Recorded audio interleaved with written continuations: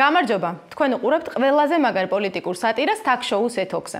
დღეს პრემიერმა და ქალაქის მერმა საგანგებოდ გახსნეს ჩვენი ერთ-ერთი ყველაზე მნიშვნელოვანი მეფის, ერეკლე მეფის ძეგლი. ძალიან მნიშვნელოვანი დღეა, ფიქრობ, დღევანდელი დღე ჩვენი ქვეყნისთვის. ამ დღეს აქვს ღრმა ეროვნული და სიმბოლური დატვირთვა. ჩვენ დღეს ვხსნით ჩვენი გამორჩეული მეფის ერეკლე მეორის ძეგლს. მე ბევრს არ მოვყვები ერეკლე მეფის დამსახურებაზე. მან რომ საქართველოს სარწმუნოება და სახელმწიფოებრიობა შეუნარჩუნა, ეს ყველამ ვიცით.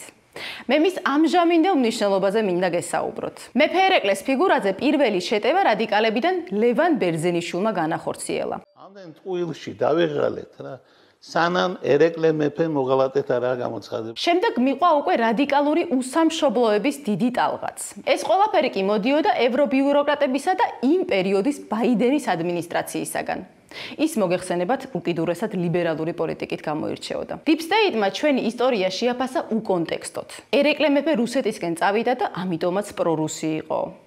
და ის კონტექსტი, რომ სხვა მხარეს ქრისტიანობაზე უარის თქმა გვიწევდა და ქვეყანას კარგავდით, არ გაუთვალისწინებიათ. ეს ხომ იგივეა ალექსანდრე მაკედონელს მოვთხოვოთ დემოკრატობა.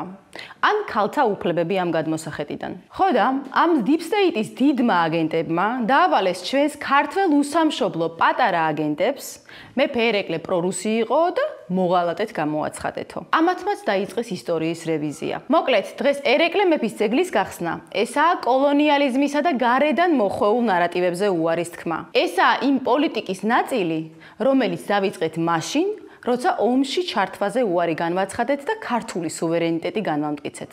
აი ზუსტად მაგის სიმბოლური ინტერაქციაა. ზოგადად ძეგლებს სამოქალაქო ცნობიერებაში ძალიან დიდი გავლენა აქვს. ამიტომაც მეფე ერეკლეს ძეგლით კიდევ ერთხელ მოხდა ლუსტრაცია ჩვენი უსამშობლოების. აი იხილეთ როგორ ქირქილებენ, როგორ არ უხარიათ თავიანთი ქვეყანა ზოგადად და ისტორია. ნე? გადავიდეთ მეორე საკითხზე. 4 ოქტომბრის დაანონსებულ სიგიჟეზე, სადაც სახელმწიფო გადატრიალებას იმუქრებიან პოლიტიკური ზომბები. ნული ხალხის ნდობის მქონე პოლიტიკოსები, პაატა ბურჭულაძე და კოლექტიური ნაცები. ამ ყველაფერზე ქართველი ხალხი იცინის. რა თქმა უნდა, სერიოზულად არავინ აღიქვამს მათ ბოდვას და 13 წლის განმავლობაში უკვე მერამდენედ დაანონსებულ რევოლუციას. ეს ყველაფერი სასაცილოდვე დარჩებოდა, რომ არა ევროკომისიის პრეს-სპიკერი, რომელმაც მხარდაჭერა გამოუცხადა ამ გიჟ რადიკალებს. ხვდებით ევრობიუროკრატების მხრიდან რა მტრული დამოკიდებულებაა? ხვდებით რამდენი ხანია ცდილობენ ჩვენთან სიტუაციის არევას და არ გამოსდით ეს ყველაფერი. რატომ?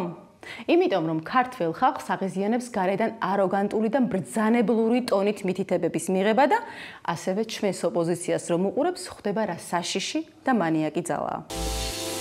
ზელენსკიმ გაეროს ტრიბუნიდან თქვა რომ ევროპაში საქართველო დაკარგეს. ბატონო ზელენსკი, არ გინდათ რომ თქვენს დაკარგულ ტერიტორიებს, ჩამოქცეულ ეკონომიკას, განახევრებულ მოსახლეობას და ზოგადად უკრაინის დაკარგვას მიხედოთ, რომელიც მხოლოდ იმიტომ ქენით, რომ Deep State-ის დავალებით თქვენი აზრით რუსეთი დაგესუსტებინათ და მხოლოდ დასუსტებისთვის გაწირეთ ქვეყანა. ომში ხართ და მეც აღარ გეტყვით. დანარჩენზე უკრაინელი ხალხი გაგცემთ პასუხს. ძალიან გთხოვთ, შეეშვით საქართველოს. თქვენ ვერ შეირგეთ ჩვენი მეგობრობა ჯერ კიდევ მაშინ, როდესაც დამნაშავეებს ნიშნავდით მაღალ თანამდებობაზე. ომის დროს კი ომში გვითრევდით. თქვენი მაღალ ჩინოსნები მოგვიწოდებდნენ გაგვესეირნა აფხაზეთში, გვეომა, შეგშველებოდით მიცვალებულებში. ჩვენ ამ დროს კი ჰუმანიტარულ დახმარებას გიგზავნიდით. მოკლედ, შეეშვით საქართველოს. დღეს ამით გემშვიდობებით. შევხვდებით შემდეგ კვირას კვლავ ეთოქზე.